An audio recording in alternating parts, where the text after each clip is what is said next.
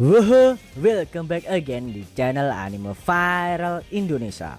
Kali ini kita akan ngebahas manga Jujutsu Kaisen lanjutan dari kisah di animenya. Nah, di episode kali ini kita akan mereview chapter 83 versi mangaku. Dan chapter kali ini rencana Shibuya dimulai dan kekacauan di Shibuya semakin tidak terkendali.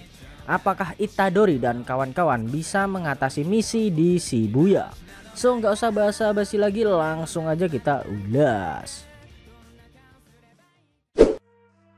Di awal scene kita diperlihatkan sebuah tirai penyihir telah terbuka dan telah menyelimuti pusat kota Tokyo. Dan nampaknya rencana penyerangan Shibuya telah dimulai, guys. Terlihat Kiyotaka yang sedang menganalisa tirai yang telah menyebar di seluruh Shibuya. Kiyotaka mengatakan bahwa tirai penyihir itu bisa menjebak warga sipil, bahwa mereka yang masuk ke dalam tirai tidak akan bisa keluar, dan baik itu penyihir Jujutsu sekalipun dia tidak akan bisa keluar, guys, kecuali penyihir Jujutsu didampingi oleh manajer pembantu penyihir. Maka seorang Jujutsu barulah bisa keluar masuk sesuka hati di dalam tirai itu. Bahkan komunikasi pun juga ikut terhalang. Komunikasi dengan pihak luar baru bisa apabila melalui manajer pembantu. Di sisi lain nampak Kento Nanami penyihir kelas 1, Takuma Ino penyihir kelas 2, dan juga Megumi Fushiguro. Mereka tampak menjadi satu tim di misi kali ini. Mereka bertiga tergabung dalam tim Nanami.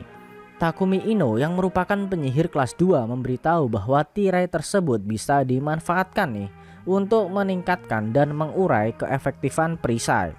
Nah, untuk catatan ya guys, perisai yang dimaksud Takumi Ino adalah perisai yang biasanya dipakai saat para Jujutsu memburu kutukan. Perisai itu dibutuhkan supaya warga sipil tidak mengetahui apa yang terjadi saat penetralan sebuah kutukan, dan juga supaya roh terkutuk itu tidak bisa kabur dari ruang lingkup perisai, dan juga supaya roh terkutuk tersebut tidak bisa kabur dari ruang lingkup perisai. Nanami nih yang sedari tadi mengamati tirai, tiba-tiba dia teringat bahwa Gojo Satoru tidak ada di lokasi mereka saat ini. Di scene lain terlihat tim Naobito Zenin penyihir tingkat 1, ada juga Maku Zenin penyihir tingkat 4, dan Nobara Kugisagi penyihir tingkat 3. Di tim ini dipimpin oleh Naobito Zenin. Naobito berkata bahwa tim mereka tidak bisa untuk menghancurkan tirai yang menyelimuti Shibuya saat ini. Walaupun Jujutsu kelas menengah bisa keluar dan masuk di dalam tirai, tetapi warga sipil yang masuk tidak akan pernah bisa keluar. Maki Zenin malah memberikan pendapat bahwa akan lebih cepat untuk menghancurkan tirai ini apabila mereka bisa membunuh si pelaku utama. Tetapi Akarinita menentang keputusan Maki Zenin karena tim mereka hanya ditugaskan untuk standby dan siaga saja untuk saat ini. Scene pun berpindah. Sementara itu di lokasi stasiun JR Shibuya, pintu masuk Shin Megami di luar tirai. Terlihat Atsuya Kusagabe penyihir kelas 1 dan salah satu guru di Jujutsu Tokyo, dan juga tim dari si Panda Senpai. Atsuya mengatakan bahwa tirai yang dibuka di kota Shibuya mempunyai arti dan tujuan, di mana si pelaku ingin bertemu Gojo Satoru. Dan tim berwenang Jujutsu memberikan instruksi khusus kepada Gojo untuk bergerak sendirian demi mengurangi korban dan meminimalkan kerusakan saat pertempuran terjadi. Jadi nih guys, saat ini Panda dan Kusakabe hanya bertugas menjaga wilayah di luar tirai saja. Ya, walaupun nampaknya si Kusakabe ini malah terkesan bosan karena mereka hanya menunggu saja. Sementara itu, lokasi di dalam tirai Jalan Bunkamura Timur, Dogensaka Nikom, terlihat warga sipil mulai panik nih. Mereka yang melihat pesan bahwa si pelaku ingin bertemu Gojo. Para penduduk pun berteriak untuk segera membawa Gojo kemari. Para warga sipil yang panik dan berdesak-desakan seakan tak terbendung lagi. Namun tiba-tiba akhirnya Gojo Satoru tiba di lokasi. Gojo yang melihat suasana semakin kacau akhirnya segera menelusuri sumber dari tirai tersebut. yaitu tepat di bawah tanah jalur kereta. Dan scene pun berpindah. Di pemakaman Aoyama terlihat Yuji Itadori, Mei Mei dan juga adik laki-laki dari Mei Mei, Ui Ui. Mereka sedang bersiap menuju Shibuya. Itadori dengan panik mengatakan kalau Gojo Sensei bergerak sendirian.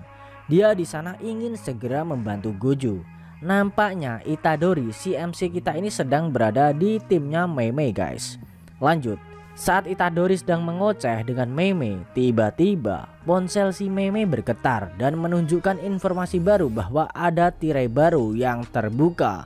Dan mereka bertiga pun segera bergegas menuju lokasi. Kita balik lagi ke lokasi Gojo ya guys. Terlihat Gojo sudah sampai di lokasi sumber utama tirai penyihir. Jogo yang sedari tadi udah tahu kalau Gojo bakalan datang, dia bersiap-siap untuk memulai pertarungan. Tetapi yang menyambut Gojo bukan hanya roh terkutuk Jogo saja.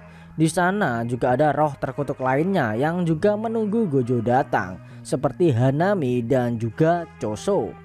Mereka bertiga seolah-olah sudah bersiap untuk bertempur habis-habisan dengan Gojo Satoru. Dan scene pun berakhir. Oke guys, itu tadi cerita komik Jujutsu Kaisen chapter 83, di mana di akhir scene Gojo berhadapan dengan 3 roh terkutuk terkuat. Apakah Gojo berhasil mengalahkan 3 roh terkutuk tersebut? Nah, di chapter berikutnya bakalan semakin menarik tentunya. Kalau kalian masih penasaran dengan season 2 Jujutsu Kaisen, kalian bisa ikuti terus review manga Jujutsu Kaisen di Anime Viral Indonesia. Dan selanjutnya buat kamu yang mau request topik lain juga boleh, cukup tuliskan di kolom komentar, nanti bakal Mimin pilihin mana yang bisa dibahas. Selain itu tekan like kalau suka sama video ini dan dislike kalau nggak suka. Jangan lupa juga tekan subscribe dan tekan lonceng supaya kalian dapat notifikasi video terbaru. Kalau pengen share ke teman-teman kalian juga boleh banget, biar channel ini makin ramai dan makin dikenal banyak orang. Buat kamu yang mau ngasih kritik dan saran juga silahkan, supaya channel ini juga makin berkembang. Jika ada kata-kata dari Mimin yang kurang pas, Mimin mohon maaf, and thanks for watching video on Anime Viral, and see you next time.